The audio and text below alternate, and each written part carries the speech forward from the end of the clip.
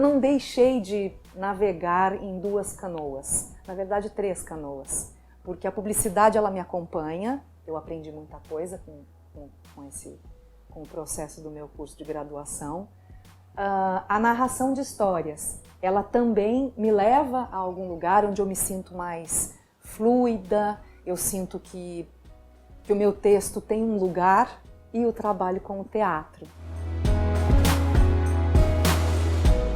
A contação de histórias ela chegou na minha vida no momento em que eu tive 2 bebês e eu estava vivendo um universo das narrativas, do universo da criança e fazendo algumas descobertas. E aí eu recebi um convite para trabalhar num espaço cultural e desenvolver uma oficina de linguagem para crianças.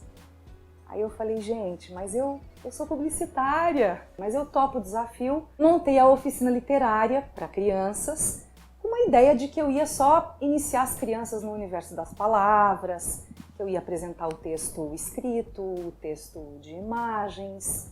Eu tinha uma ideia que fosse uma oficina brincante. E fui me especializar para ter mais conhecimento e poder aplicar em sala de aula.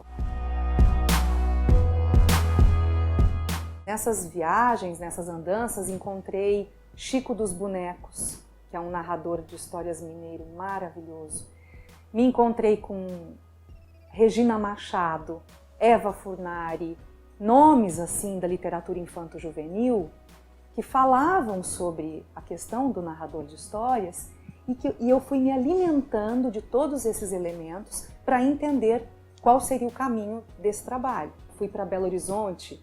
Foi um congresso que me marcou muito, um encontro com os contadores de história de Cordesburgo, que estavam num encontro de Guimarães Rosa, e esses meninos que cresceram na cidadezinha onde o Guimarães nasceu, eles declamam os contos do Guimarães na ponta da língua. Eu fiquei encantada com aquilo, eu falei, gente, eu acho que o meu caminho eu quero estar nesse lugar, eu quero poder beber nessa fonte e levar o texto adiante. 2 coisas nesse encontro de Guimarães me chamaram a atenção.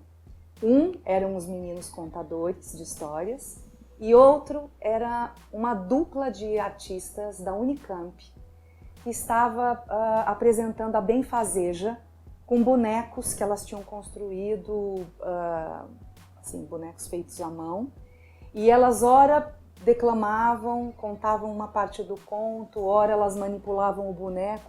E eu fiquei encantada também com aquela estética, com aquela atmosfera que trazia o conto, mas de uma maneira lúdica, onde o espectador, o interlocutor, era preciso que ele criasse um banco de imagens para poder viajar naquilo que o artista propunha. Então voltei de Belo Horizonte e falei, eu quero que esse curso esteja para lá do que um curso brincante, né? Para lá de uma atividade só de recreação. Como eu posso usar isso na formação do indivíduo? Como um curso socioeducativo, arte educativo. E aí passei a narrar as histórias com uma compreensão de que a criança estava fazendo um processo de aquisição da linguagem, que ela ouvia o texto e através da articulação da fala ela podia ir fazendo uma sinapse e uma contextualização do que a língua portuguesa representa para ela, né? Então vai ampliando o repertório de palavras e também vai vivendo o conto na pele da personagem, como se fosse um espelho. Quando começou a dar um caldo dentro da sala de aula com as crianças, eu falei, gente, preciso estudar teatro para entender esses jogos teatrais, essa dinâmica do corpo. Não quero ficar só ali na palavra ou na ilustração e no som, na gestualidade. Quero ir para além, quero expandir. Eu fui para a Unicamp fazer algumas matérias como aluna especial e eu me apaixonei e comecei a estudar teatro e me tornei atriz. Entrei para uma companhia de teatro e sempre com os pés nessas canoas todas. Não existe regra para ouvir uma história tem que ter uma pessoa só. O que existe hoje é uma confusão, uma pequena confusão de grupos que se apresentam como narradores e de repente estão fazendo um teatro. que na verdade é um diálogo muito próximo, muito linear. O que muda é o propósito desse artista. Então, qual é o meu propósito quando eu vou contar histórias? Então eu tenho que saber isso. Isso vai ficar evidente aos olhos do público. Eu estou como narradora. Ou, qual é o propósito dos artistas que vão fazer uma peça de teatro? Ele tem só que saber, ele pode narrar, mas ele tem que saber que o que ele está apresentando é teatro. Então, são limites muito sutis, mas que tem mais a ver com o entendimento de quem está se apresentando do que definir, ó, isso não é teatro, não, ó, isso daqui é narração de histórias, sabe? A contação de histórias é para todos os públicos. Eu já trabalhei com muitas idades e há pouco tempo fiz um trabalho com a terceira idade e foi belíssimo. Por quê? A terceira idade vem recheada de fragmentos vividos e tudo que eles trazem à tona serve de material para reescrever o conto que eu estou apresentando. Então o encontro é sempre aquele ditado popular, quem conta um conto aumenta um ponto, é muito verdade, porque ele nunca se repete. As empresas têm optado pelo storytelling, né? Elas têm substituído aquela palestra em que o orador ficava no PowerPoint, apontando os tópicos e explicando tudo, por um contador de histórias que vai fazer um outro trajeto para dizer a mesma coisa e fazer com que o encontro com as pessoas que estão assistindo seja mais gostoso, mais confortável, quase um entretenimento, mas com o propósito que o empresário tem para aquele grupo que ele está atendendo. Existem 1000 maneiras de apresentar uma história para o espectador. O contador de histórias pode, inclusive, fazer uma mímica.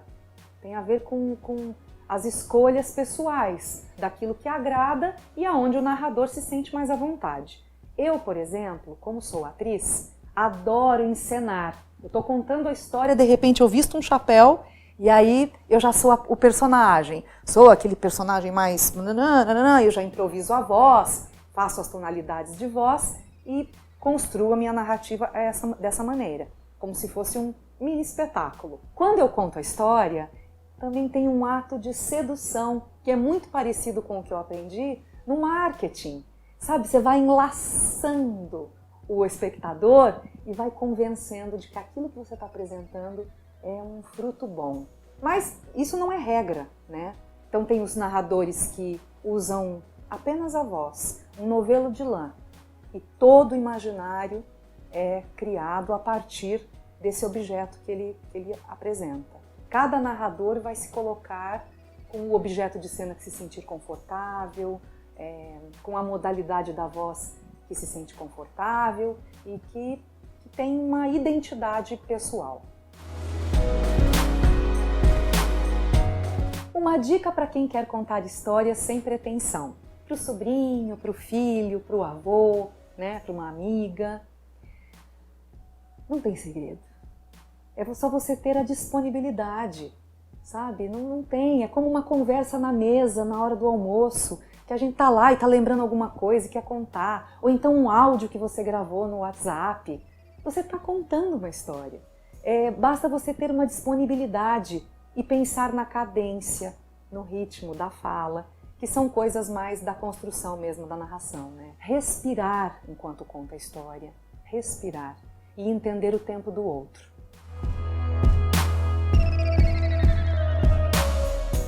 A tua vocação e o teu desejo interno. Você tem que ter vontade, porque contar histórias é um ato de doação. Segundo, ele tem que cuidar da voz. A voz é muito importante para o narrador de histórias. Então, né, como eu vou me hidratar, como eu vou fazer exercícios, como eu vou silenciar para guardar voz e pensando sempre numa saúde vocal. Terceiro, estar antenado no que se fala no mundo. Outro dado importante para formar um contador de histórias é que ele aprenda ritmo, ritmo e cadência da narrativa. Então é preciso ter respiro, é preciso ter um ritmo que não seja tão linear. Então pode ter um ápice de uma voz que dá um grito e de repente enxuga e conta um miudinho mais sussurrado que chama o espectador e depois se distancia outra vez, sabe? É preciso ter esse colorido. Um diretor meu de teatro, o Dino Bernardi, cujos desenhos são dele, ele dizia: uma narração de histórias tem que ser como um quadro, que você escolhe os tons para pintar, então tem que ter os tons frios, os tons quentes. É preciso saber escolher bem a paleta de cores para apresentar o produto final. Eu posso dar uma dica de um lugar em São Paulo que forma contadores de histórias.